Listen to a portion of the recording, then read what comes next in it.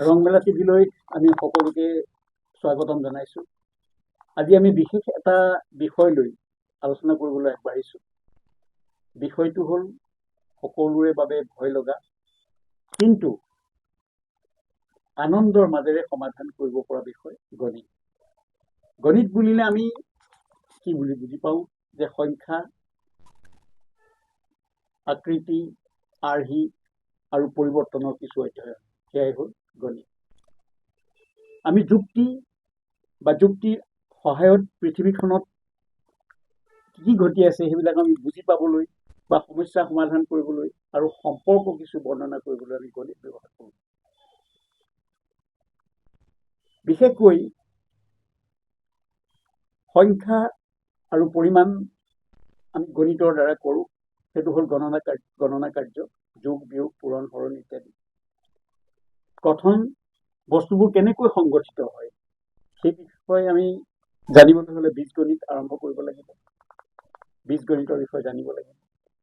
আকৃতি, আকাৰ, অৱস্থান সেইবিলাকৰ বিষয়ে জানিবলৈ আমি জ্যামিতি ব্যৱহাৰ কৰিব লাগিব আৰু গতি, বৃদ্ধি, হাৰ ইত্যাদি ব্যৱহাৰ কৰিবলৈ জানিবলৈ কেলকুলাছ জাতীয় গণিত আমি ব্যৱহাৰ কৰিব লাগিব। এতিয়া আমি সেইবিলাক গণিতৰ কথা বাদ দি আজি আমি মঞ্চত বিশেষকৈ এজন গণিত অনুৰাগী ব্যক্তিক পাইছোঁ আৰু আমি তেখেতৰ সৈতে চিনাকি হওঁ। এয়া আমাৰ মঞ্চত আছে মাননীয় শ্ৰীযুত জয়ন্তদ্বীপ দাস। নমস্কাৰ। আমি আহোঁচোন তেখেতৰ সৈতে আজি গণিত কেনেকৈ আনন্দমুখৰ কৰিব পাৰি আৰু কেনেকৈ সকলোৰে বাবে খুব সহজলভ্য কৰিব পাৰি সেই বিষয়ে আলোচনা কৰোঁ। আৰু তাতকৈ এটি আন খুব আগ্ৰহী এটা বিষয় আহিছে আজি 2026 চনটোৰ বিষয়ে। সেই বিষয়ে তেখেতে কি কয় আমি তেখেতৰ পৰা শুনিম। এতিয়া আমি গণিত সম্পৰ্কীয় কিছু কথা আপোনাৰ পৰা জানিব আৰু ধন্যবাদ। মই ৰংমেলা টিভিৰ সমূহ দৰ্শকক মই আদৰণি জনাইছোঁ। মই মানে কি হয়, গণিত বিষয়টো ভাল পাওঁ কাৰণে গণিত বিষয়টো চৰ্চা কৰোঁ। আচলতে কি হয়, আমাৰ ল'ৰা ছোৱালীৰ মাজত এটা মানে ধাৰণা হয় যে গণিত বিষয়টো টান, বা আমি গণিত বিষয়টো অকণমান মানে এৰাই চলিবই বিচাৰোঁ।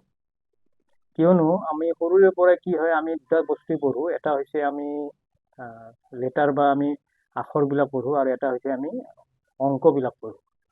এতিয়া আখৰবিলাকত কি হয়, আমি কিছুমান ৰেফাৰেঞ্চৰ দ্বাৰা আমি যেনেকৈ এ ফৰ আপেল বা ক মানে কমলা, এনেকুৱা আমি ৰেফাৰেঞ্চ দিব পাৰোঁ। কিন্তু আমি যিবিলাক নিউমাৰিক্স হয়, যিবিলাক অংক হয়, সেই অংকবিলাকত আমি তেনেধৰণে আমি মানে কোনো ৰিজাব নোৱাৰোঁ কাৰণে আমি মানে ল'ৰা ছোৱালী কি হয়, ড্ৰিমিং কৰিব নোৱাৰে। ল'ৰা ছোৱালী মানে বস্তুটো মানে এটা তাক ঠিকমতে ভাবিব নোৱাৰে।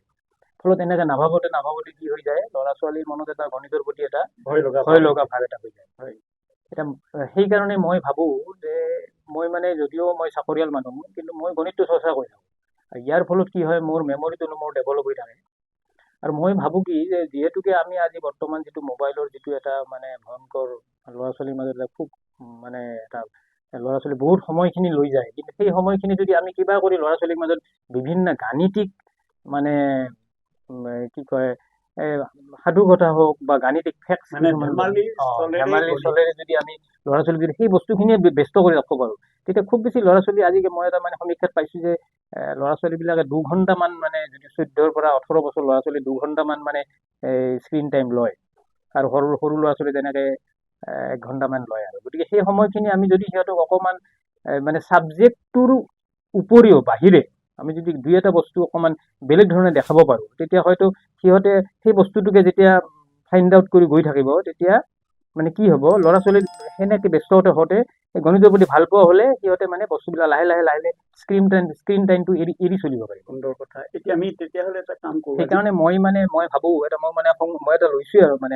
এটা প্ৰজেক্ট এটা যে মানে অংক কৰোঁ মোবাইল এৰো।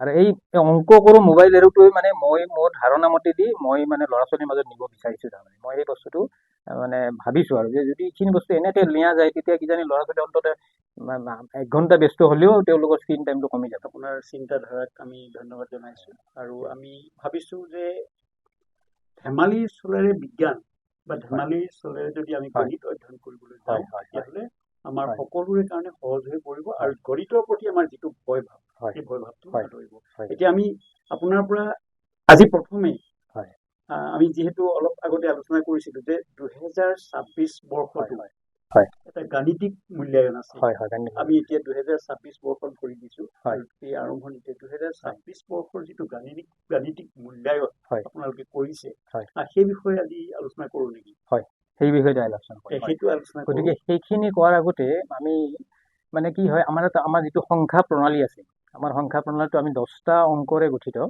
আৰু এইটোক আমাৰ কি কয় দশমিক পদ্ধতি কয়, যে মানে 0ৰ পৰা 9 লৈকে। গতিকে এই 10টা সংখ্যাৰে আমাৰ গোটেই সংখ্যা প্ৰণালীটোৱে আমাৰ কি হৈ আছে, এইটো গঠন হৈছে। গতিকে এতিয়া যেতিয়া আমি এই সংখ্যা প্ৰণালীৰ ভিতৰত আমাৰ কি স্বাভাৱিক সংখ্যা আছে, মৌলিক সংখ্যা আছে, যুগ্ম সংখ্যা আছে, অযুগ্ম সংখ্যা আছে, এনে গোটেইবিলাক সংখ্যাৰ ভিতৰতে এটা মানে সুখী সংখ্যা বুলিও এটা মানে ভাগ এটা আছে। এতিয়া সুখী সংখ্যাটো আমাৰ ল'ৰা ছোৱালীক কোনো ধৰণৰ ছাবজেক্টত ঠিক তেনেধৰণে নাহে। ল'ৰা ছোৱালী আমাৰ কি হয় যুগ্ম অযুগ্ম পৰিমেয় অপৰিমেয় বা কি কয় মৌলিক সংখ্যা বা স্বাভাৱিক সংখ্যা এইখিনিতে থাকে। এতিয়া সুখী সংখ্যাটো কিন্তু এই ছাবজেক্টৰ ভিতৰৰ বস্তু নহয়। আৰু মই সেইকাৰণে কৈছো যে গাণিতিক বস্তুটো অকমান তাক কি কৰিব লাগিব, মানে এক্সপ্ল'ৰ কৰিব লাগিব। এক্সপ্ল'ৰ কৰিলেহে ল'ৰা ছোৱালী তাৰমানে কি অকল যদি মই যুগ্ম সংখ্যাৰে থৈ দিওঁ বা অযুগ্ম সংখ্যাৰে থৈ দিওঁ তেতিয়া ল'ৰা ছোৱালী সেইখিনিতে শেষ হৈ যায়। কিন্তু মই যদি এক্সপ্ল'ৰ কৰোঁ অলপ, তাক যদি নহয় ইয়াৰ ওপৰঞ্চি আৰু কি আছে, সেই বস্তুখিনি কৰাৰ কাৰণে কি হৈছে, এই 2026 চনটো আমি সুখী সংখ্যা বুলি এটা মানে গাণিতিক যিবিলাক বিশেষজ্ঞ আছে তেওঁলোকে এটা মানে তাক এটা নাম্বাৰিং কৰিছে যে এই 2026 চনটো সুখী সংখ্যাৰ ভিতৰত পৰে। এতিয়া কি সুখী সংখ্যা মানে হ'ল কি? এতিয়া সুখী সংখ্যা মানে হ'ল কি, যে সংখ্যাৰ লগত সংখ্যা এটা গঠিত হয় অংকৰ দ্বাৰা। গতিকে যদি আমি সংখ্যাটোৰ লগত থকা অংকখিনিক আমি যদি বৰ্গ কৰি তাক যদি যোগ কৰোঁ আৰু অৱশেষত যদি আমি ৰিজাল্টটো 1 পাওঁ, তেতিয়া সেই সংখ্যাটো আমাৰ সুখী সংখ্যাৰ ভিতৰত আহিব। আৰু যদি 1 নাপাওঁ তেতিয়া সেইটো আমাৰ সুখী সংখ্যা বুলি নকয়। এতিয়া ইটো কিন্তু মই আগতে কৈছো যে অকল মোৰ এটা মানে মই গণিতটো আনন্দত তাক কেনেকে কৰিব পাৰি। ল'ৰা ছোৱালী যদি এই সুখী সংখ্যা ফাইণ্ড আউট কৰোতে সিহঁতে কি হ'ব, তেওঁলোকৰ 2-3টা কনচেপ্ট আহি যাব। যেনেকে এটা লুপিং কনচেপ্ট বুলি আছে, যে পুনৰাবৃত্তি হোৱা কনচেপ্ট এটা আছে, বা সেই বস্তুটো তেওঁলোকে পেটাৰ্ণ চিষ্টেমটো ইয়াত শিকিব পাৰিব। গতিকে আমি 2026টো লিখিলো ইয়াতে 2026। ইয়াৰে ডিজিট কেইটা হ'ল কি কি? এটা হৈছে 2, 2ৰ আমি স্কুৱেৰ কৰিলো, মই অলপ সংক্ষেপতে লিখিছো।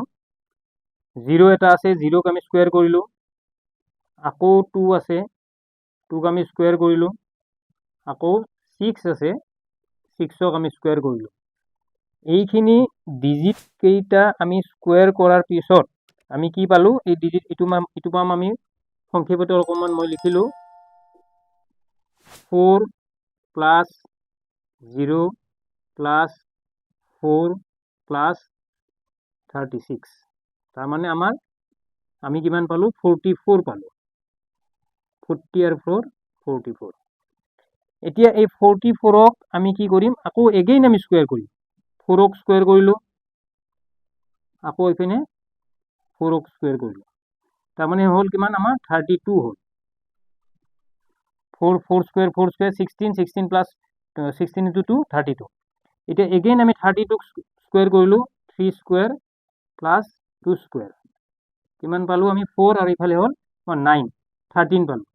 13ৰ আমি সংখ্যাকেইটা স্কুৱেৰ কৰিলো, 1 square plus 3 square equal to 10।